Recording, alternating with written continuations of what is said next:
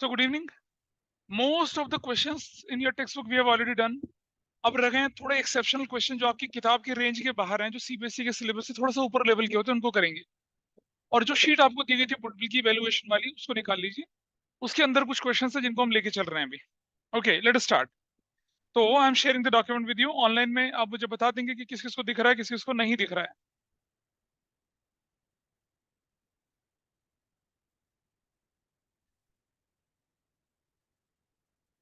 क्या ये विजिबल है, बताइए। Can you see this? Yes, sir. चलिए जी, आइए इस डॉक्यूमेंट के चलते हैं आप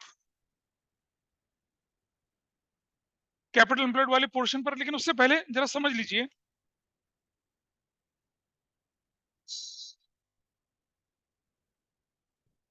स्क्रीन पे दिख रहा है आपको, पेज नंबर 3 पे हैं हम। Calculation of capital employed from asset side as well as liability side approach, वो हम लेके चल रहे हैं। ठीक है, इसको लेके चल रहे हैं आपके सामने स्क्रीन पर।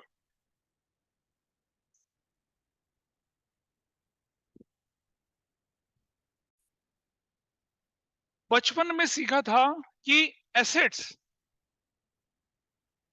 ये जो मैं भी करवा रहा हूं ना, this is going to be a base for third book. Third book आती है एनालिसिस ऑफ फाइनेंशियल स्टेटमेंट, उसमें सिखाया जाता है कैपिटल एम्प्लॉयड कैलकुलेट करना, रेशियो एनालिसिस, वो सीख रहे हैं आप। एसेट इज इक्वल टू किसके बराबर होती है? कैपिटल प्लस लायबिलिटीज के बराबर। In fact total assets is equal to किसके बराबर होती है? टोटल लायबिलिटीज के बराबर। ये जो लायबिलिटीज हैं, ये कौन सी वाली होती है? ये होती है एक्सटर्नल, ऐसे करके ध्यान रखेंगे, ठीक है। और ये जो लायबिलिटीज होती है, इसकी दो कैटेगरीज बनती हैं, नॉन करंट लायबिलिटीज और दूसरी बनती है करंट लायबिलिटीज। इसी तरह से एसेट्स जो होती है वो दो तरह की बनती है, एक को कहते हैं नॉन करंट एसेट्स और एक को कहते हैं करंट एसेट्स। नॉन करंट के अंदर टेंजिबल इंटेंजिबल सब आ जाता है, ऐसा करके ये क्लासिफिकेशन है। एसेट्स का टोटल कैपिटल प्लस लायबिलिटी के टोटल के बराबर होता है, ये आपने बचपन में सीखा था जब अकाउंटिंग इक्वेशन सीखी थी, है ना। अच्छा, अब जरा समझना, जब हम ये कैपिटल बोलते हैं ना, capital in case of sole proprietorship, तो सिर्फ कैपिटल ही होती है। हद से हद प्रॉफिट जुड़ जाएगा, इंटरेस्ट ऑन कैपिटल जुड़ जाएगा, एडिशनल कैपिटल जुड़ जाएगी, बस। इन केस ऑफ पार्टनरशिप क्या होता है इसके अंदर? इसके अंदर होता है partners capital account plus partners current account plus free reserves. Free reserves मतलब जितनी तरह के रिजर्व्स जो कि फ्री है, जिन पर कोई चार्ज नहीं है, वो रिजर्व जिसके अंदर कोई भी और चीज एसोसिएटेड नहीं है, फ्री रिजर्व्स ये वाले, प्लस सरप्लस। लिखने की जरूरत नहीं है, वो अभी नोट्स में दिख जाएगा आपको। सरप्लस होता है क्या? प्रॉफिट एंड लॉस का क्रेडिट बैलेंस, ऐसे वाला। ये सब चीजें क्या बनती है? हमारी कैपिटल बनती है, ठीक है। Now understand, in case of क्या? पार्टनरशिप। अगर हमें कैपिटल एम्प्लॉयड निकालनी तो हम क्या करते हैं? टोटल एसेट्स में से क्या माइनस करते हैं? टोटल लायबिलिटीज को, एक्सटर्नल वाली को माइनस करेंगे and you will get your answer. In case of partnership हम, अगर हमें कैपिटल एम्प्लॉयड निकालनी है तो हम क्या करेंगे? टोटल एसेट्स में से क्या माइनस कर देंगे? ये टोटल लायबिलिटी एक्सटर्नल वाली माइनस करेंगे and you will get capital employed. जब हम कंपनी की बात करेंगे, इश्यू ऑफ शेयर्स वाली कंपनी की बात करनी, कंपनीज एक्ट 2013 की बात करेंगे, तब क्या करेंगे? टोटल एसेट्स माइनस सिर्फ करंट लायबिलिटी करेंगे and you will get your capital employed. In case of company, capital employed का फॉर्मूला होता है total assets minus current liabilities. यानी कि कैपिटल एम्प्लॉयड में क्या क्या आएगा?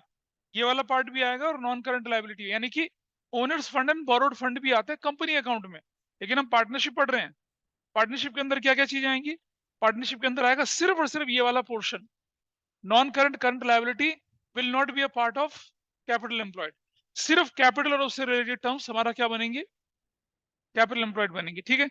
एक चीज का ध्यान और रखना है, देयर इज वन आइटम जो कि कंपनी अकाउंट के सिलेबस से बाहर है, उसे कहते हैं नॉन ट्रेड इन्वेस्टमेंट।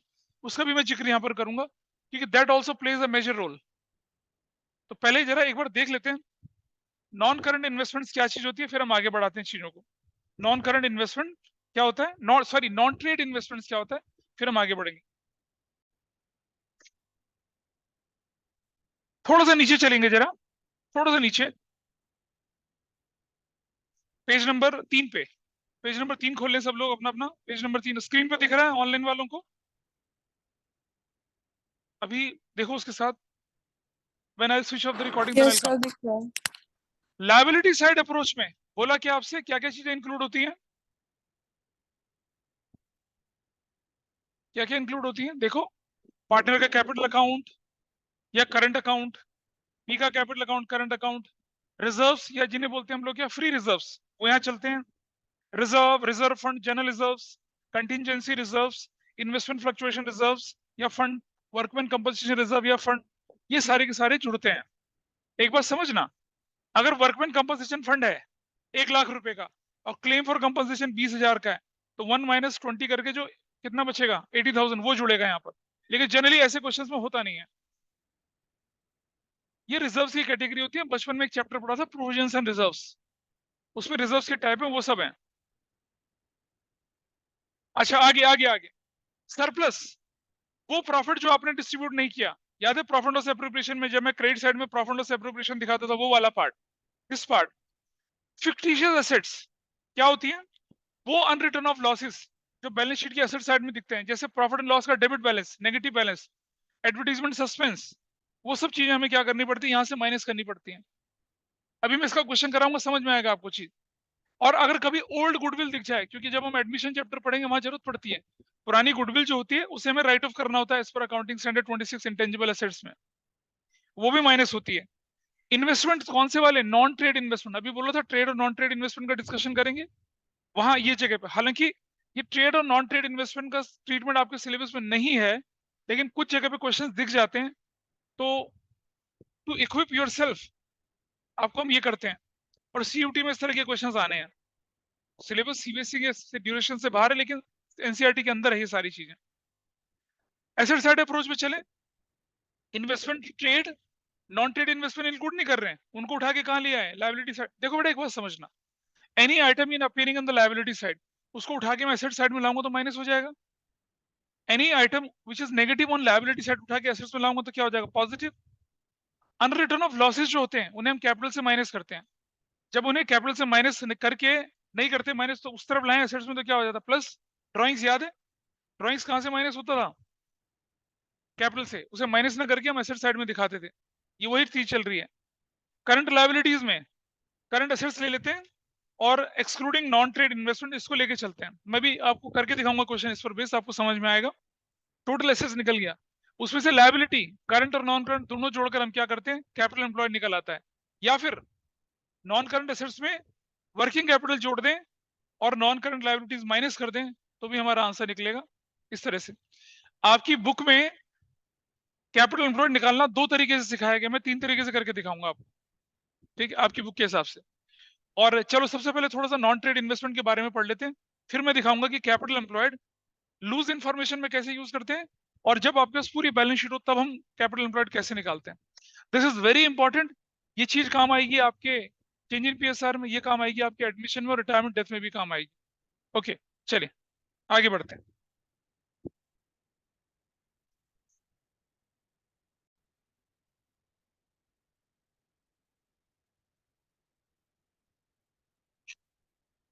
आपको जो अभी फॉर्मेट दिखाया था उसके नीचे वाले पैराग्राफ पढ़ें जरा, लिखा है, देखिए ध्यान से जरा, लिख रहा है।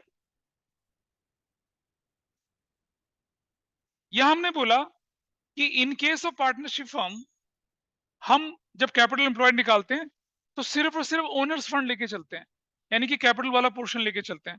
लेकिन जब हम बात करते हैं कंपनी की, तो उसमें owner funds and borrowed fund long term वाला वो जोड़ के चलते हैं। जब हम एसेट साइड लेके चलेंगे तो टोटल एसेट्स में से सारी लायबिलिटी माइनस करेंगे पार्टनरशिप में, तब कैपिटल एम्प्लॉयड निकलेगा। लेकिन जब हम कंपनीज एक्ट पढ़ेंगे, टोटल एसेट्स में से सिर्फ करंट लायबिलिटी माइनस करके क्या निकालेंगे, अपना आंसर निकालेंगे। इतना। ट्रेड इन्वेस्टमेंट जानिए जरा क्या होता है। मान लिया जाए मेरा पावर जनरेशन का प्लांट चलता है और वो है thermal power generation plant. Thermal जानते हैं क्या होता है? हीट से आप पावर जनरेट करते हैं। थर्मल से हीट जनरेट करने के लिए आपको कोयला चाहिए होता है, ठीक है? तो मुझे कोयला चाहिए, मुझे आयरन ओर चाहिए, जिसको मैं मेल्ट करूंगा हीट में, फर्नेस में जनरेट करके, और उसके बाद मैं आगे बढ़ दूंगा।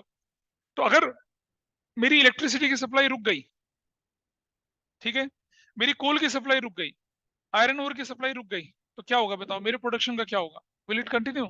नहीं कंटिन्यू होगा। प्रोडक्शन डिसकंटिन्यू हुआ तो क्या होगा? जिसे मेरा एंगल आयरन रॉड वगैरह खरीदनी है, वो क्या करेगा? सब्स्टिट्यूट्स दूसरे ब्रांड की खरीदेगा। घर बनाना थोड़ी रोकेगा मेरे लिए। तो एक स्टील मैन्युफैक्चरिंग कंपनी अगर कोल माइन कंपनी में शेयर खरीद लेती है, अगर पावर जनरेशन कंपनी में शेयर खरीद लेती है, ठीक है, और अगर इलेक्ट्रिक सप्लाई कंपनी में शेयर खरीद लेती है, तो वो इन्वेस्टमेंट कहलाएंगे ट्रेड इन्वेस्टमेंट्स, क्योंकि आप उस कंपनी के शेयर खरीद रहे हो in order to protect, to safeguard your business interest. अब अगर आपके पास उस कंपनी के 25% शेयर्स हैं, तो वो चाहकर भी कोयला आयरन और किसी और को नहीं देगा, पहले आपको प्रायोरिटी में लेके चलेगा, क्योंकि आप उसके बोर्ड ऑफ डायरेक्टर में बैठेंगे, तो आप अपने अगेंस्ट तो होने नहीं देंगे काम, ठीक है?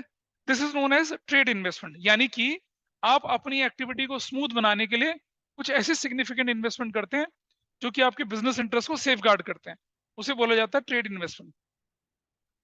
अब हम दूसरी कंपनी के शेयर डिवेंचर खरीदते हैं, क्या उनकी मार्केट में फ्लक्चुएशन होने से, प्राइस से हम प्रॉफिट कमाएं। हमने स्टॉक ले लिया किसी का 10 रुपए में, उसकी वैल्यू 15 रुपए होगी, बेच दिया। इस तरह का इन्वेस्टमेंट क्या आपके रेवेन्यू जनरेशन में हेल्प करता है? सीधा सीधा नहीं करता। इसे कहते हैं नॉन ट्रेड इन्वेस्टमेंट्स। अब इंटरेस्ट ऑन ट्रेड इन्वेस्टमेंट वो आपके प्रॉफिट में जुड़ता है, करेक्ट? अगर हम ऑपरेटिंग प्रॉफिट निकालें तो, लेकिन interest on non trade investment या डिविडेंड इनकम, वो इनकम आपकी क्या कहलाती है? नॉन ऑपरेटिंग कहलाती है। इसलिए गुडविल की कैलकुलेशन में क्या करते हैं? उसे माइनस करते हैं। और सुनो, जब आप कैपिटल एम्प्लॉयड के अंदर नॉन ट्रेड इन्वेस्टमेंट इंक्लूड ही नहीं कर रहे हो, तो उससे होने वाली इंटरेस्ट इनकम को क्यों इंक्लूड करोगे? ये कंसेप्ट जब आप रेशियो एनालिसिस पढ़ेंगे तब दिखेगा। शायद अभिषेक ने पढ़ा होगा, कुछ इलस्ट्रेशंस में था, लेकिन वो दिमाग से निकल गया, ठीक है?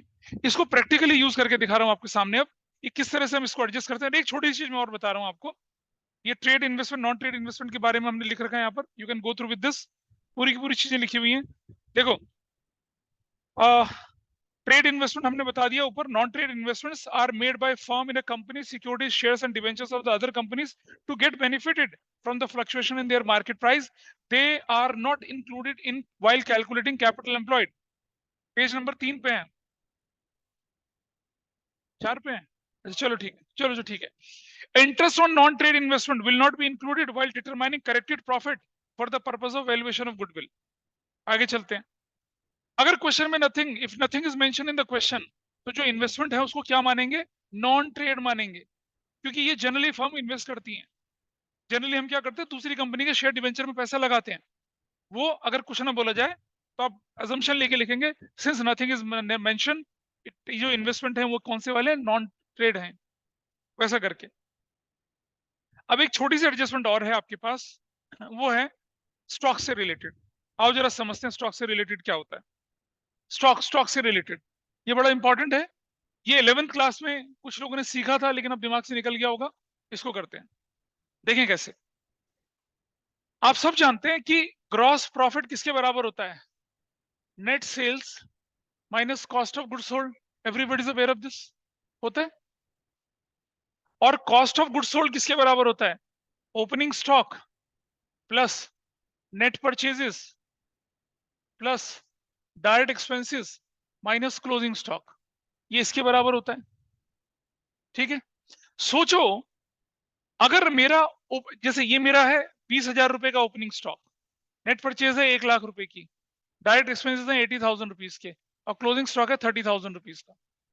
तो बताइए मेरा क्या बना ये value? 182 170 is my cost of goods sold, और नेट सेल्स है मान लो 3 लाख रुपए की, 170 माइनस करूंगा तो कितना बनेगा? 130, that is my profit figure. अगर किसी वजह से मेरे ओपनिंग स्टॉक की वैल्यू 30,000 बढ़ जाए, 30,000 बढ़ जाए, मैंने अपने ओपनिंग स्टॉक को ओवर वैल्यू कर दिया 30,000 से, तो क्या होगा समझिएगा। This will be what? 50,000, 30,000 बढ़ा दिया, तो देखिए 180 और 50 कितना हो जाता है? 230। 230 में से 30 माइनस करूंगा तो क्या वैल्यू आ जाएगी? 2 लाख। और ये 2 लाख अगर मैं यहां रखूंगा तो क्या निकलेगा मेरा प्रॉफिट? 1 लाख रुपया। आप देख रहे हैं, अगर मैंने ओपनिंग स्टॉक को ओवर वैल्यू किया तो मेरा प्रॉफिट क्या हो गया? डिक्रीज हो गया। ओपनिंग स्टॉक को ओवर वैल्यू का मतलब कॉस्ट कम, और कॉस्ट कम तो प्रॉफिट क्या हो जाएगा? ओपनिंग स्टॉक को ओवर वैल्यू करने का मतलब कॉस्ट कम या कॉस्ट ज्यादा? ज्यादा। कॉस्ट ज्यादा हो जाएगी तो प्रॉफिट कम। कैसे ठीक करेंगे उसको? कैसे ठीक करेंगे उसको? प्लस करके, विल एड इट। वो टेबल आपके सामने जो बना रखी है उसमें यही सब लिखा हुआ है, उसका मैं रीजन दे रहा हूं आपको, दोबारा समझें। अगर मेरा ओपनिंग स्टॉक 30,000 से बढ़ गया, इसकी वजह से मेरी कॉस्ट ऑफ गुड्स सोल्ड 30,000 से बढ़ जाती है, और कॉस्ट ऑफ गुड्स सोल्ड बढ़ने का मतलब प्रॉफिट आपका कम हो गया, कितने से? 30,000 से। How to rectify? भाई हमने स्टॉक को ओवर वैल्यू कर दिया, which is not a operating activity. हमने अपनी मर्जी से स्टॉक को बढ़ा दिया, क्योंकि स्टॉक का कैलकुलेशन आप क्या करते हैं? साल के आखिर में करते हैं। लेकिन मैं ओपनिंग स्टॉक की बात कर रहा हूं। तो ओपनिंग स्टॉक क्या हो गया आपका? अगर ओवर वैल्यू हुआ तो उसका नतीजा क्या निकला? आपका प्रॉफिट क्या हो गया? घट गया। और प्रॉफिट घट गया तो आप उसे कैसे ठीक करेंगे? प्लस करके। अब सुनो, जो ओपनिंग स्टॉक इस साल का है वो पिछले साल का क्या था? Closing stock. तो क्लोजिंग स्टॉक में क्या करना पड़ेगा? उल्टा करना पड़ेगा। आओ दिखाता हूं कैसे। तो ये बहुत ध्यान से रखेंगे कि अगर क्वेश्चन में बोला गया कि opening stock is over valued bye 20,000, तो उसका असर इस साल में तो होगा, उसका इंपैक्ट पिछले साल में भी जाएगा, क्योंकि वो पिछले साल का क्या था? क्लोजिंग स्टॉक था। अच्छा, अगर closing stock over value under value हुआ तो उसका इफेक्ट इस साल में दिखेगा। जैसे 2023 मार्च में दिखा इफेक्ट, तो 2020 अप्रैल में वो क्या हो जाएगा? ओपनिंग स्टॉक बन के भी इफेक्ट दिखाना पड़ेगा आपको। ये परेशानी होती है स्टॉक की कैलकुलेशन में। क्लोजिंग स्टॉक अगर ओवर वैल्यूड है तो इस साल तो क्लोजिंग स्टॉक ओवर वैल्यूड की तरह ट्रीट होगा, अगले साल ओपनिंग स्टॉक ओवर वैल्यूड की तरह ट्रीट होगा। अगर ओपनिंग स्टॉक ओवर वैल्यूड है इस साल, तो पिछले साल उसको क्लोजिंग स्टॉक ओवर वैल्यूड की तरह ट्रीट करना पड़ेगा, उसका इंपैक्ट होता है। इसीलिए क्या होता है, क्लोजिंग स्टॉक ओपनिंग स्टॉक का इंपैक्ट जो होता है एक साल से दूसरे साल में दिखता है, जो हमें बंदा मालूम नहीं होता। हम तो एक ही साल एडजस्ट करते हैं और खत्म कर देते हैं। अगर क्वेश्चन में कुछ ना मेंशन हो तो स्टॉक कौन सा मानेंगे? क्लोजिंग मानेंगे, क्योंकि बैलेंस शीट 31 मार्च की दे रखी होती है, और उस दिन जो स्टॉक बैलेंस शीट में दिखता है वो क्या माना जाएगा? क्लोजिंग। अगर क्वेश्चन में क्लैरिटी ना हो तो क्या मानेंगे उसको? क्लोजिंग स्टॉक मान के चलेंगे। That I have mention in the notes. ठीक है, आओ जरा सीखें, देखिए जरा। इसका मतलब ये आपने एक चीज सीखी कि अगर ओपनिंग स्टॉक की वैल्यू बढ़ जाए, ठीक है, ओपनिंग स्टॉक की वैल्यू बढ़ती है तो कॉस्ट क्या हो जाता है? कम। तो प्रॉफिट इंक्रीज। तो फाइनली क्या करना पड़ेगा आपको? उसको डिडक्ट करना पड़ेगा। दूसरे तरीके से सोचें, अगर ओपनिंग स्टॉक बढ़ा तो प्रॉफिट को क्या करना पड़ेगा? कम करना पड़ेगा। ये रटने वाले तरीके से हो गया। लॉजिकली तो क्या है? ओपनिंग स्टॉक बढ़ा तो कॉस्ट घटा, कॉस्ट घटा तो क्या हुआ? प्रॉफिट बढ़ा। नहीं, ओपनिंग स्टॉक बढ़ा तो क्या हुआ? कॉस्ट बढ़ी, कॉस्ट बढ़ी तो प्रॉफिट क्या हुआ? घटा। तो ठीक करने के लिए क्या करना पड़ेगा? उसे ऐड करना पड़ेगा। तो आप ये रिलेशन भी ऐसे जोड़ सकते हैं, अगर ओपनिंग स्टॉक बढ़ गया तो आप प्रॉफिट को ठीक करने के लिए क्या कर देंगे? उसमें ऐड कर दीजिए इंक्रीज वैल्यू। ये सब आपको समरी बना के दे रखिए नोट्स में। थोड़ा आगे चलते हैं जरा। अब जरा देखो एक छोटी चीज और, क्या हो अगर क्लोजिंग स्टॉक ओवर वैल्यू हो जाए? तो क्या हो अगर क्लोजिंग स्टॉक ओवर वैल्यू हो जाए? मान लो क्लोजिंग स्टॉक 30 की जगह कितना हो जाए? 60 हो जाए। इसका नतीजा क्या निकलेगा? 180 और 2 लाख। 2 लाख में से 60 चला गया, कितना बचता है? 140। ठीक है, और यहाँ 170 की जगह अगर 140 हो जाए तो what will be your result? 3 lakh में से चला गया, कितना बचता है बताइए? 160। इसका नतीजा क्या हुआ? क्लोजिंग स्टॉक अगर ओवर वैल्यू हो गया, क्लोजिंग स्टॉक अगर बढ़ गया तो क्लोजिंग स्टॉक अगर बढ़ गया तो कॉस्ट क्या हो जाएगी आपकी? क्या हो जाएगी? कॉस्ट कम हो जाएगी। तो देखिए, अगर क्लोजिंग स्टॉक इंक्रीज हो जाए तो कॉस्ट क्या हो जाती है? क्या हो जाती है कॉस्ट? देखिए, डिक्रीज हो जाती है। तो प्रॉफिट क्या हो जाता है? इंक्रीज हो जाता है। कैसे ठीक करेंगे उसको? डिडक्ट करके। यानी कि क्लोजिंग स्टॉक अगर क्या हो जाए? इंक्रीज हो जाए, तो ठीक करने के लिए उसका उल्टा करेंगे। ऐसा करके करते हैं। ये क्वेश्चन करेंगे, देखिएगा आपको इफेक्ट इसका पता चल रहा है कुछ या निकल रहा है ऊपर से? नाइस। और देखिए आप, अगर ओपनिंग स्टॉक की वैल्यू, ध्यान से देखना, अगर ओपनिंग स्टॉक की वैल्यू अगर अंडर वैल्यू हो जाए, ये 20 की जगह कितना हो जाए 10, क्या नतीजा निकलेगा देखिए, 80, 180, 190, 190 में से 30 गया, कितना बचता है 160, और ये 170 की जगह क्या हो जाएगा 160, 160 हो जाएगा, तो what will be your answer, 1,40,000। Profit क्या हो रहा है, बढ़ रहा है। यानी कि अगर ओपनिंग स्टॉक अंडर वैल्यू हो जाए तो कॉस्ट क्या हो जाती है बताइए आपकी, क्या हो जाती है, कम या ज्यादा, कम हो जाएगी, तो प्रॉफिट क्या हो जाएगा आपका, बढ़ जाएगा। ठीक कैसे करेंगे, डिडक्ट करके। तो हम एक रटने वाली अप्रोच, मैंने लॉजिक सिखा दिया है, ओपनिंग स्टॉक बढ़े तो प्रॉफिट को ठीक करने के लिए ऐड करो, ओपनिंग स्टॉक घटे तो ठीक करने के लिए क्या करो, माइनस करो।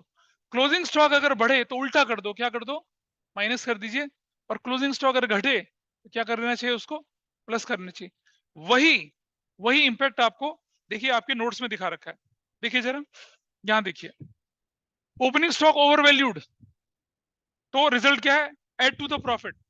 Opening stock is under valued, तो deduct from profit. Closing stock over valued, deduct from profit. Closing stock under valued, add to the profit. आपको फाइनल आंसर लेके चलना है, दिख रहा है इस पे, नोट्स में दिख रहा है, कैन यू सी दिस? और आगे, लेकिन अगर लॉस हो, लॉस हो, कुछ नहीं है, ओपनिंग स्टॉक ओवर वैल्यूड है तो लॉस में जोड़ देंगे उससे, अगर ओपनिंग स्टॉक अंडर वैल्यूड है तो लॉस में उसे माइनस कर देंगे, करना वही है, ठीक है। क्लोजिंग स्टॉक अगर ओवर वैल्यूड है तो माइनस कर देंगे, और क्लोजिंग स्टॉक अगर अंडर वैल्यूड है तो उसे लॉस में ऐड कर देंगे। इस तरह से लॉस के केस में भी होता है।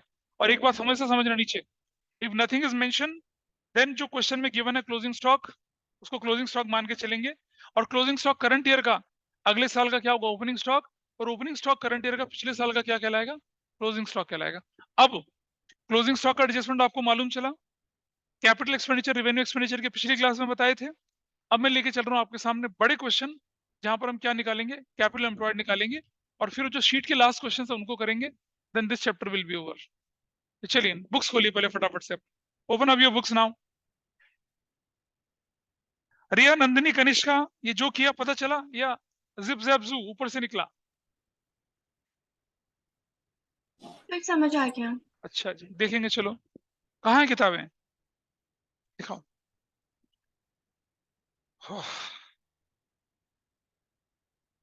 इलस्ट्रेशन खोल लीजिएगा फटाफट से, बता रहा हूँ। पेज नंबर 2.13, एग्जाम्पल नंबर 1 खोलो, तुम्हारी बुक कहाँ है?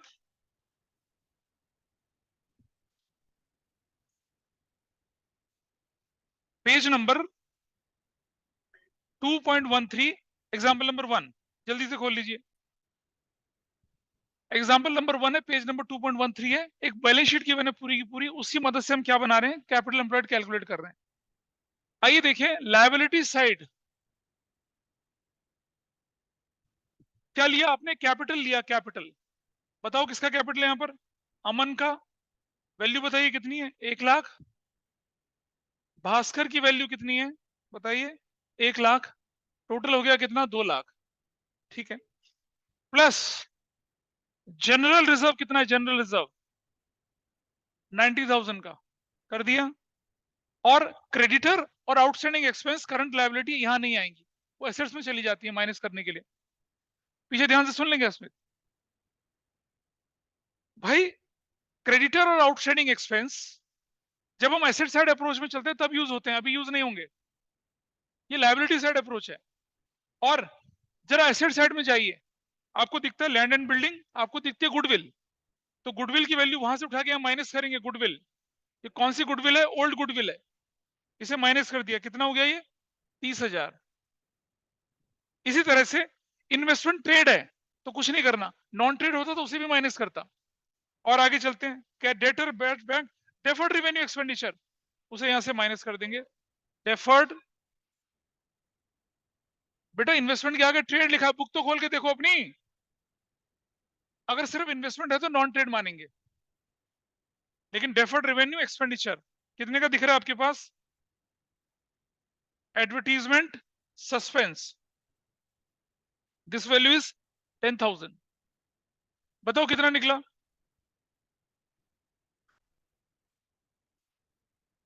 290 में से तो your value is 250। This is your what? Capital employed. क्या निकला आपने? क्या कैलकुलेट करा इसे? Capital employed. पता चल रहा है कुछ क्या किया? आपको पता चल रहा है? अच्छा, अब तो जानते हैं। पीछे से अश्मित, इधर। अच्छा, आगे चलते हैं। दूसरी अप्रोच देखिए। अब मैं लेके चलता हूं आपके सामने क्या? Asset side. Asset side approach. Asset side approach ये भी है और ये भी अप्रोच एसेट साइड है। चलो, जो मैंने बताई थी पहले उसको लेके चलते हैं। आप मुझे बताइए, पहले एसेट्स का टोटल कर लीजिए। यहाँ पर एसेट्स का टोटल कर लो। What all assets you have, बताइए क्या क्या टोटल एसेट्स का। लैंड एंड बिल्डिंग ले लीजिए। कितने रुपए की है? 150 की। Got it? ध्यान से देखना इसको। प्लस गुडविल तो हटा देंगे क्योंकि गुडविल तो उधर ले गया। गुडविल देख रहे हैं ना आपने, एसेट साइड से उठा के लायबिलिटी में लिया तो माइनस हो गया। आगे बोलते हैं इन्वेस्टमेंट्स। ट्रेड। ट्रेड इन्वेस्टमेंट्स कितने के बताइए? 50,000 रुपए के। प्लस स्टॉक कितने का आपके पास है? 50,000 रुपए का। प्लस सन्ड्री डेटर्स कितने के हैं बताइए? 70,000 के। प्लस कैश एट बैंक कितने का है? 30,000 रुपीज का। और एडवर्टीजमेंट सस्पेंस आपने उधर जाके माइनस कर दिया था, इसलिए उसको यूज नहीं कर रहे हैं। टोटल कितना हुआ? 2,50,000। कितना? 3,50,000 माइनस ये क्या हुआ आपके पास? टोटल एसेट्स हुआ। टोटल एसेट्स हुआ नहीं, माइनस कर दिया क्या? लायबिलिटीज। कौन कौन सी लायबिलिटीज आपके पास हैं? सन्ड्री क्रेडिटर्स कितने के? 90,000 के। और क्या आपके पास दूसरी वैल्यू है? Outstanding expenses. वो कितने के हैं? 10,000 के। टोटल वैल्यू कितनी आ गई? 1,00,000। And then 2,50,000 is what? Capital employed. कौन सा माइनस? हाँ, इधर तो कंसिडर नहीं कर सकते ना उसको। ये अप्रोच आपकी बुक में नहीं दे रखी है। आपकी बुक में क्या दे रखा है आओ दिखाता हूं। सब इससे सारे क्वेश्चन सॉल्व होते हैं। आपको एग्जाम में अगर कैपिटल एम्प्लॉयड निकालनी है, ये या ये तीनों में से कोई भी यूज कर लीजिए। क्या चीज? चलो अगला देखें। अगली अप्रोच, टोटल एसेट्स जो बैलेंस शीट के अंदर है कितने दे रखी है? 3,90,000। टोटल एसेट्स बैलेंस शीट का टोटल कर लीजिए कितना है? 390। Everybody is okay. अगला मैं सिर्फ ऐसे, हम कुछ बच्चे बोलते हैं ना क्या कि सर अलग अलग क्यों जोड़ रहे हो, पूरा एसेट्स का टोटल कर लो, वो भी तो टोटल एसेट्स ही होता है। लेकिन जरा समझना, उस टोटल एसेट्स में से मैं क्या माइनस करूंगा? गुडविल, वो तो यहाँ रहेगी ही नहीं। हाँ है ना? 30,000 की वो माइनस हो जाएगी। माइनस करूंगा क्या? एडवर्टीजमेंट सस्पेंस, वो भी यहाँ नहीं रहेगा। कितने का? 10,000 का। अब जाके आपकी एसेट्स कितने की हो गई? 3,50,000 की होगी। माइनस करेंगे क्या? करंट। माइनस माइनस करेंगे क्या? लायबिलिटीज, जिसमें क्या है? सन्ड्री क्रेडिटर्स और है आउटस्टैंडिंग एक्सपेंस। कितना? 90,000 सीधा माइनस कर दिया, 10,000 सीधा माइनस कर दिया। You will gate 2,50,000। This is capital employed. तो लायबिलिटी साइड अप्रोच में भी गुडविल और एडवर्टीजमेंट सस्पेंस माइनस हो रहा है और एसेट साइड में भी माइनस हो रहा है। ये कंफ्यूजन लोगों को क्रिएट हो जाता है। लेकिन हमने क्या करा, इस वाली एसेट साइड अप्रोच में हमने गुडविल और एडवर्टीजमेंट एक्सपेंसेस नहीं लिए थे क्योंकि हमने लूज एसेट्स का टोटल करा।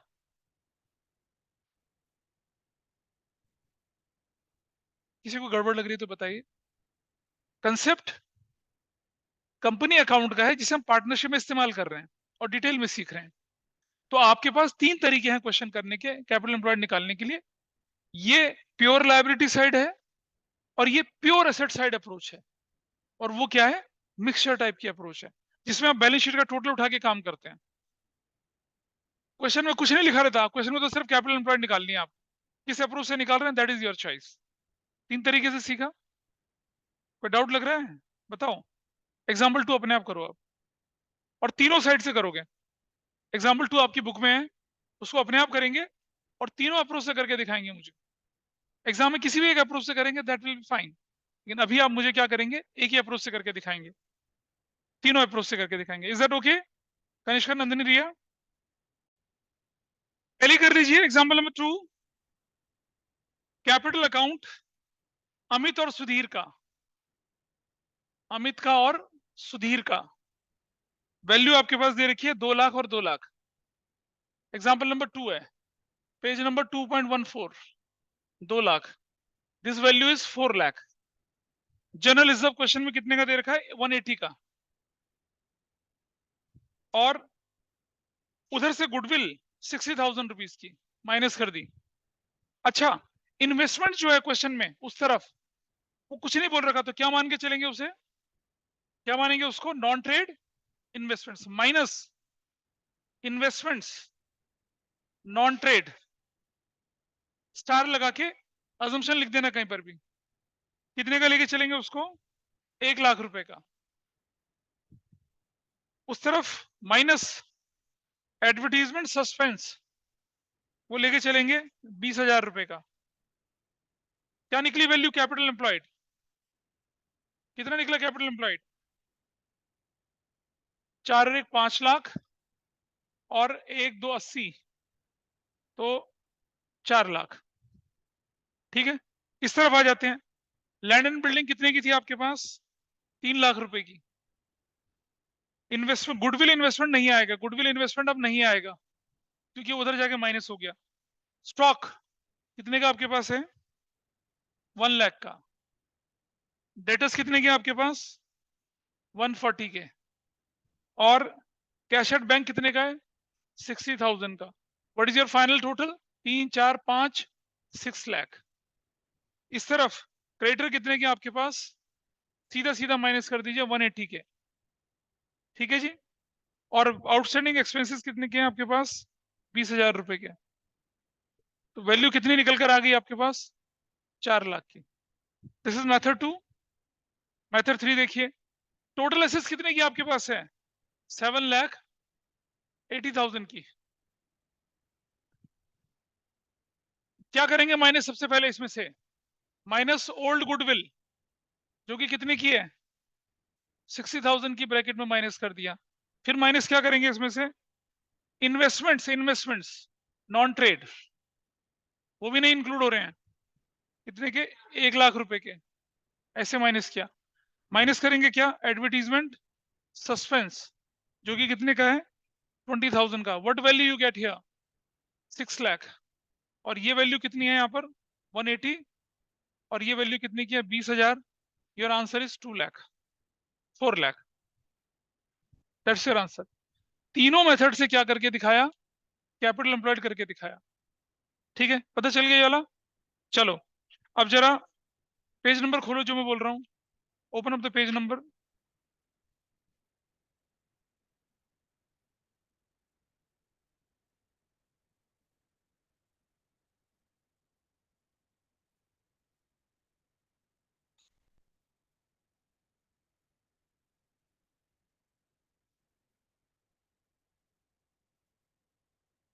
आप सिर्फ एक काम करेंगे यार, आराम से जरा देख लो।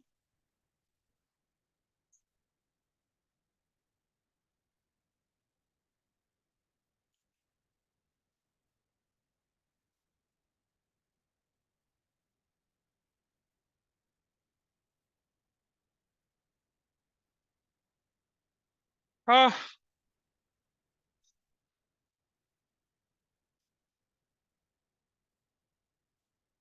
इसको यहीं होल्ड करते हैं आप। मैं बता रहा हूँ क्वेश्चन कौन सा दे रहा हूँ। शीट खोलिए फटाफट से, open up the sheets now. Capital employed कैसे निकलती है, आपको याद है सुपर प्रॉफिट कैलकुलेट करते समय कैपिटल एम्प्लॉयड निकालते थे हम लोग। Capitalization of average profit, capitalization of super profit, वहां कैपिटल एम्प्लॉयड कैलकुलेट करते थे। जब हम सुपर प्रॉफिट मेथड करते थे, क्या निकालते थे, average profit, normal profit on capital employed given होती थी तो ठीक, नहीं तो कैपिटल एम्प्लॉयड कैलकुलेट करते थे। वो था बचपन वाला, बच्चा बच्चा था। अब आप देख रहे हैं ये मुश्किल था, कोई बात नहीं, ठीक है। हाँ हाँ, तो गुडविल की कैलकुलेशन करते समय कैपिटल एम्प्लॉयड अगर निकालनी आ जाए बड़े खतरनाक विद्रूप बदसूरत तरीके से, तो वो ऐसे होती है, इसे डिफिकल्ट बोलते थे कैपिटल एम्प्लॉयड। चलिए सीधे क्वेश्चन आगे देखें, शीट देखिए फटाफट से। चलिए आपकी शीट का क्वेश्चन नंबर 1 शुरू हो जाइए। क्वेश्चन 1, क्वेश्चन 2, क्वेश्चन 3 करने हैं अब आपको, सारे एडजस्टमेंट में सिखा चुका हूं, अब है आपकी फाइनल टेस्टिंग है। क्वेश्चन नंबर 1 शुरू हो जाइए, शुरू हो जाओ। अब अब पता चलेगा।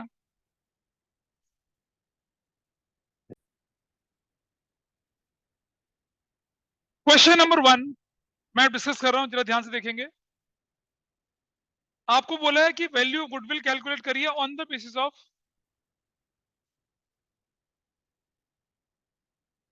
अब मतलब इधर देखिए, सुनो ध्यान से। अब 1 लाख प्रॉफिट, 2 लाख, 250, 150, 3 लाख, ये प्रॉफिट की फिगर गिवन है क्वेश्चन में। अब major repair work of machinery is done on 1 October, दूसरा क्लोजिंग स्टॉक, तीसरा ओपनिंग स्टॉक और मैनेजमेंट कॉस्ट। ठीक है जी, 4 एडजस्टमेंट्स आपके पास है। पहले आइए प्रॉफिट को क्या करते हैं, रेक्टिफाई करते हैं। उठाओ, पहले साल का प्रॉफिट कितना था, 2010-11 है, यही है। 2009 to 10 कितना बोले, 1 लाख। इधर आ जाइए, 2010-11 कितना बोले, 2 लाख।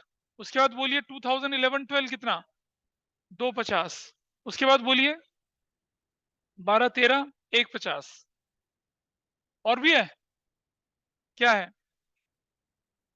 कितना बोले, 3 लाख बोले। सबसे पहली चीज, एक क्वेश्चन में जो सबसे एडजस्टमेंट नंबर दिया, मैनेजमेंट कॉस्ट हर जगह सेम है, तो -10,000 यहां से कर दिया, -10,000 यहां से कर दिया, -10,000 कर दिया, माइनस। चाहते तो एवरेज प्रॉफिट में से भी 10 माइनस करते, पर मत करना, कंफ्यूजन फैलता है, सीधा सीधा माइनस कर दिया। That was adjustment number what, that was last adjustment, जो बोला क्या, मैनेजमेंट कॉस्ट थी। ठीक है,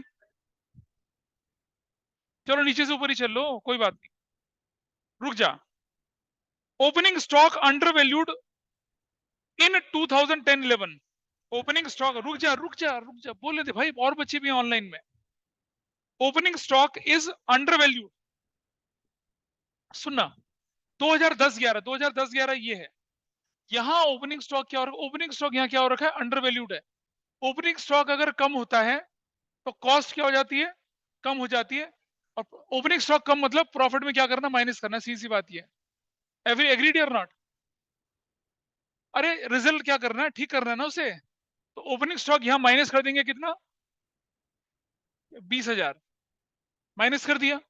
अब ये इस साल का ओपनिंग स्टॉक, तो पिछले साल का क्या था, तो उसको क्या कर देंगे, प्लस कर देंगे। क्या इज दैट क्लियर और नॉट। क्लोजिंग स्टॉक, अगर ये हमने क्या करा, ओवर वैल्यूड है ना, अंडर वैल्यूड। क्लोजिंग स्टॉक इस साल अंडर वैल्यूड था, तो माइनस कर दिया।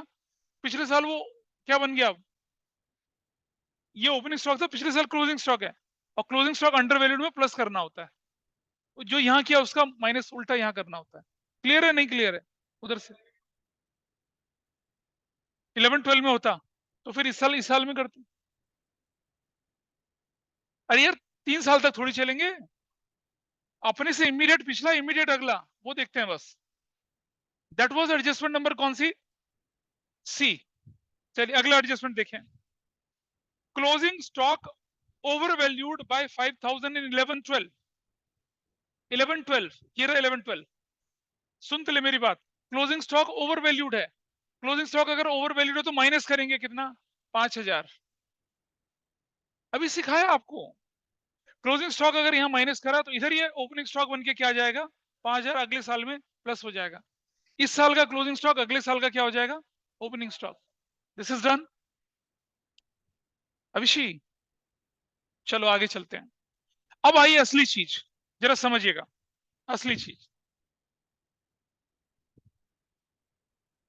Major repair work is done on 4 October 2011 for rupees 10,000।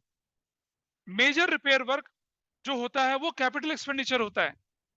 Debited to profit and loss account, इसको आपने गलती से रेवेन्यू एक्सपेंडिचर बोलकर प्रॉफिट एंड लॉस में डेबिट कर दिया। डेबिट का मतलब माइनस कर दिया। ठीक करने के लिए क्या करेंगे, इससे प्लस कर देंगे। आ जाइए, कौन से साल में ये, सुनो, अक्टूबर 11, अक्टूबर 11 जो आएगा वो यहां आएगा, यहाँ इस जगह पे। अक्टूबर 11 विल कम वेयर, अक्टूबर 11, अक्टूबर 11 इस साल में आएगा। अप्रैल 11 से लेकर मार्च 31 12 के बीच में, तो कितना ऐड करेंगे, 10,000 ऐड करेंगे। ध्यान से देखना जरा, ऐसा करके आपने क्या कर दिया, अपने प्रॉफिट को रेक्टिफाई कर दिया। और जब प्रॉफिट रेक्टिफाई हो गया तो वो जो 10,000 थी अब आपकी एसेट्स बन गई, उस पर डिप्रिसिएशन चार्ज होगा।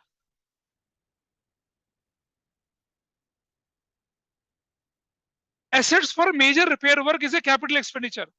Capital expenditure profit and loss में नहीं दिखती है, एसेट्स में दिखती है। कैपिटल एक्सपेंडिचर मतलब एसेट्स खरीद ली, लेकिन आपने क्या मान लिया था, उसे एक्सपेंस मान लिया था। अब जब एक्सपेंस माना तो एसेट्स में दिखा ही नहीं, उस पर डिप्रेशन लगा ही नहीं। अब रुक जा, रुक जा, रुक जा, अभी रुक जा बेटा, इतना जल्दी नहीं। अब हमने क्या किया, इसको प्रॉफिट में से एडजस्ट कर दिया, प्रॉफिट को ठीक कर दिया अपने। अब प्रॉफिट में जुड़ने के बाद ये एसेट्स कहां चली गई, अब आपकी एसेट्स में चली गई। और उस पर 2011-12 का डेप्रिसिएशन लगना है। कितना परसेंट लगना है, 10%। कितने महीने का, 6 महीने का। कितना लगेगा, 500। अच्छा सुनो, अब इसके बाद डेप्रिसिएशन लगेगा हर साल। और कौन से मेथड से लग रहा है, डब्ल्यूटीवी से लग रहा है।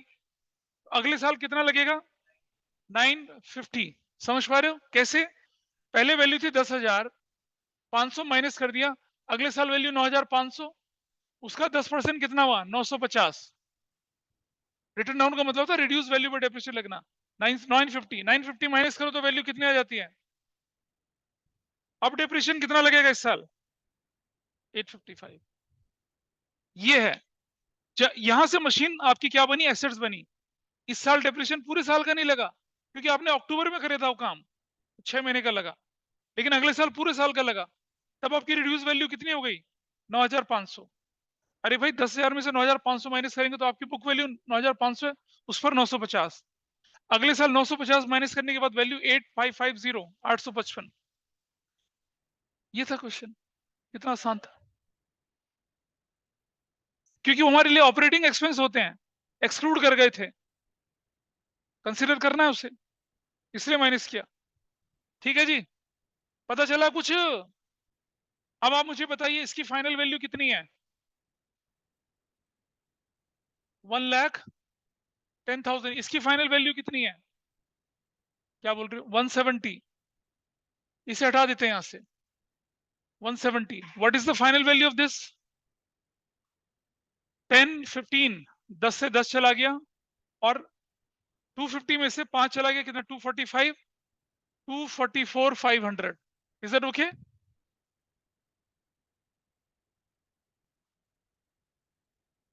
ठीक है, ये वाली वैल्यू देखिए आप, ये वैल्यू कितनी हो गई, 144,050। ये वैल्यू कितनी हो गई, 290, 289। क्या आंसर की वैल्यू से मैच करती है ये, आंसर में करेक्टेड फिगर दे रखी है, देखिए ध्यान से देखिए, सीधा आंसर ये वैल्यू दे रखी है सारी, नहीं मैच करती। हाँ करती हैं, ठीक है। चलो, अब आप निकालिए एवरेज प्रॉफिट। एवरेज प्रॉफिट कितना बनेगा, average profit 1,10,000 plus, 1,70,000 plus, 2,44,500 plus, 1,44,050 plus, 2,89,154 divided by कितना करना है भाई, 5, डिवाइडेड बाय 5। करो ना, कितना आ रहा है, मुझे मत देखो, करो, कैलकुलेट करो वैल्यू।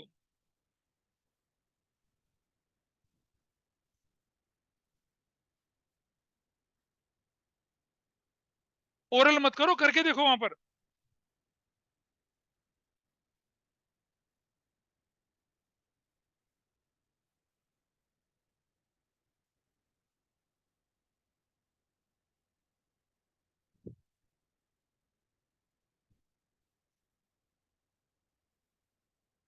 5 से डिवाइड करें,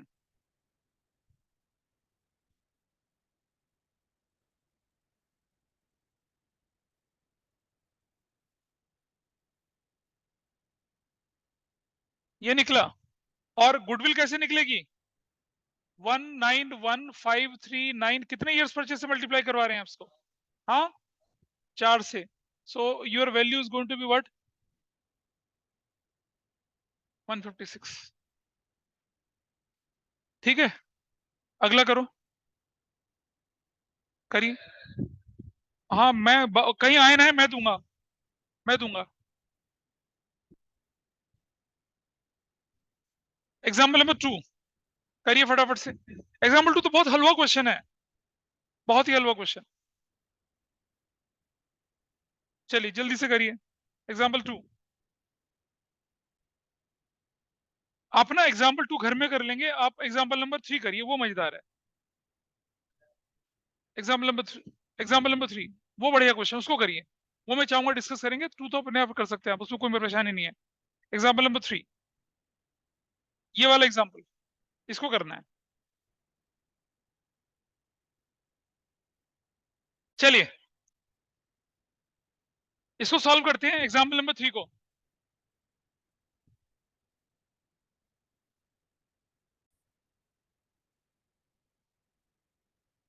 फिगर 2014-15 बताइए कितनी है? अरे बोलो, प्रॉफिट कितना है? कितना है? 1,01,000। नाइस।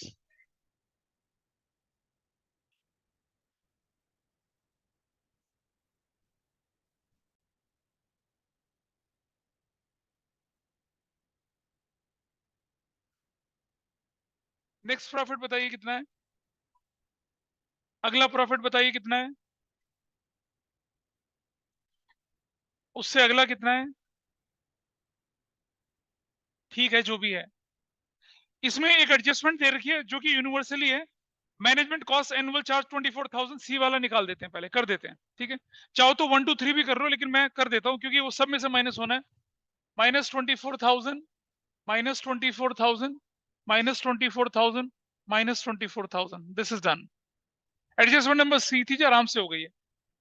1 दिसंबर को आपने क्या किया? एक मेजर रिपेयर वर्क किया प्लांट पे, 30,000 रुपए का, which was charge to revenue. Revenue expense है ये, चार्ज मतलब रेवेन्यू एक्सपेंस मान लिया उसको। यानी कि आपने प्रॉफिट को गलती से 30,000 से माइनस कर दिया, जबकि आपको क्या करना चाहिए था? प्लस करना चाहिए था। प्लस कौन से साल में हुआ ये? 1 दिसंबर 16। 1 दिसंबर 16 मतलब ये वाले साल में। कितना कर दिया? 30,000 जोड़ दिया। आगे की कहानी पढ़ते हैं। The said sum is agreed to be capitalized for the calculation of subject to adjustments of depreciation 10% on reducing installment method। आइए जरा देखें, अब इस पर डेप्रिसिएशन लगना है। दिसंबर पूरा, जनवरी पूरा, फेब पूरा, मार्च पूरा, कितना दिसंबर लगेगा डेप्रिसिएशन? 30,000 का 10/100 into 4/12, 1,1,1,1,4,3, 1,000। Next year, what is going to the value now? अरे बेटा, 30,000 minus 1,000, your value is going to be 29,000। उसका 10% कितना होगा? 2,900 रुपया। एग्रीड और नॉट? ठीक है जी, 2,900 रुपया हो गया। तो आपका क्या पार्ट हो गया? ए पार्ट आपका खत्म हो गया। बिल्कुल वही था जो पहले क्वेश्चन में किया था, कुछ अलग तो नहीं था। आगे बढ़ते हैं। पार्ट 1 इज ओके, ये बार बार दिखेगी, और ये एनसीईआरटी में भी है डेप्रिसिएशन का एडजस्टमेंट, तो आपको एग्जाम में आने के चांस बनते हैं। आगे क्लोजिंग स्टॉक 15-16, क्लोजिंग स्टॉक 15-16 का ये वाला, ये क्या हो गया आपका? क्लोजिंग स्टॉक 15-16 का क्या हो चुका है? Over valued bye 12,000। Closing stock over value मतलब उल्टा करना है, माइनस करना है। यहां माइनस करना है कितना? और ये क्लोजिंग स्टॉक इस साल का, तो अगले साल का क्या हो गया? तो क्या करेंगे? Plus 12,000। That's fine, everybody is okay with this. चलो आगे बढ़ते हैं। 1 अप्रैल को, जरा ध्यान से समझना, ये है बड़ा लेजेंडरी टाइप ऑफ एडजस्टमेंट, इसमें कंसेप्ट के घोड़े खुलते हैं लोगों के। 1 अप्रैल 2015 को एक मशीन जिसकी बुक वैल्यू 10,000 थी, जिसे 1,000 के प्रॉफिट में आपने क्या कर दिया? बेच दिया। और समझना, प्रोसीड किसे कहते हैं? प्रोसीड कहते हैं कॉस्ट प्लस प्रॉफिट, यानी कि टोटल 11,000 रुपया। टोटल 11,000 रुपया आपने क्या कर दिया है, उसको प्रॉफिट एंड लॉस की क्रेडिट साइड में डाल दिया, जो कि आपके लिए क्या था, सुनो, 10,000 रुपए का कॉस्ट और 1,000 का प्रॉफिट, दोनों ही प्रॉफिट एंड लॉस की क्रेडिट साइड में नहीं आना चाहिए था, ऑपरेटिंग नहीं थे दोनों। तो क्या करेंगे, 10 प्लस 1 को क्या करेंगे आप यहां पर अब माइनस करेंगे। समझ रहे हैं बात को? 10,000 रुपए की मशीनरी और 1,000 का प्रॉफिट। देखो समझना, ये होती है बुक वैल्यू 10,000 और ये होता है प्रॉफिट 1,000। अगर 11,000 हुआ, इसे बोलते हैं हम लोग क्या, सेल्स प्रोसीड। क्या है ये, दिस इज सेल्स प्रोसीड है ये। अगर वो बोलता कि सिर्फ प्रॉफिट जोड़ दिया तो मैं 1,000 की गड़बड़ करता, लेकिन बोला सेल्स प्रोसीड। क्वेश्चन ये नहीं बोला कि प्रॉफिट, क्वेश्चन ने बोला सेल्स प्रोसीड। पूरे के पूरे 11,000 को क्या मान लिया आपने, रेवेन्यू इनकम मान लिया, नॉन ऑपरेटिंग इनकम थी ये।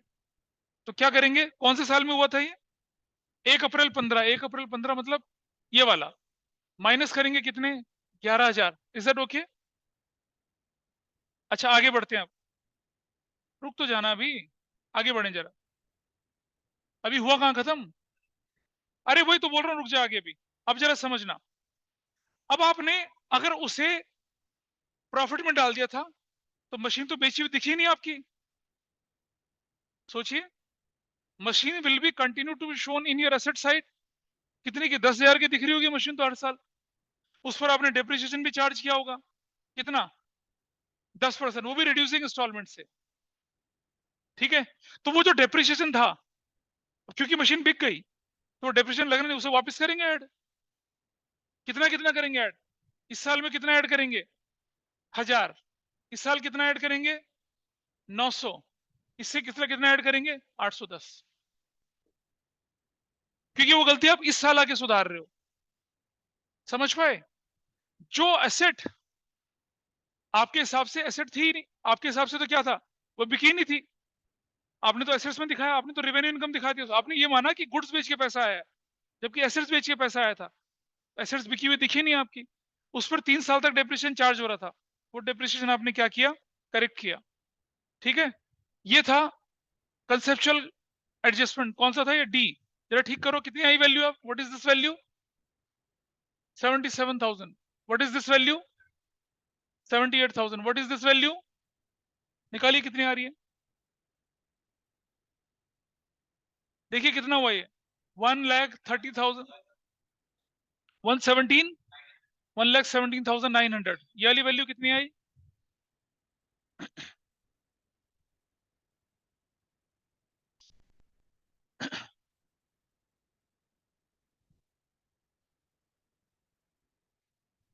ठीक है।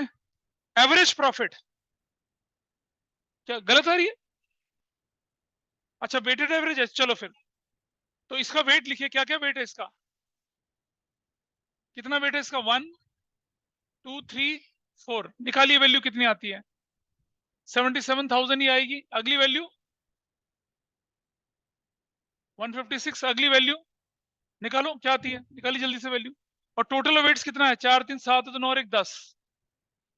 वैल्यू निकालिए फटाफट से, कितनी कितनी आ रही है, 353700।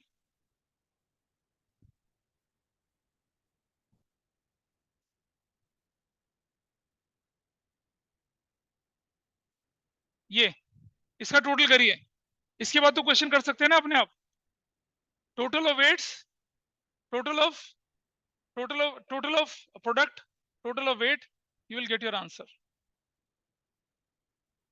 तो गुडविल कैसे निकलते, weighted average profit into years purchase. कर पाएंगे इसको निमिषा?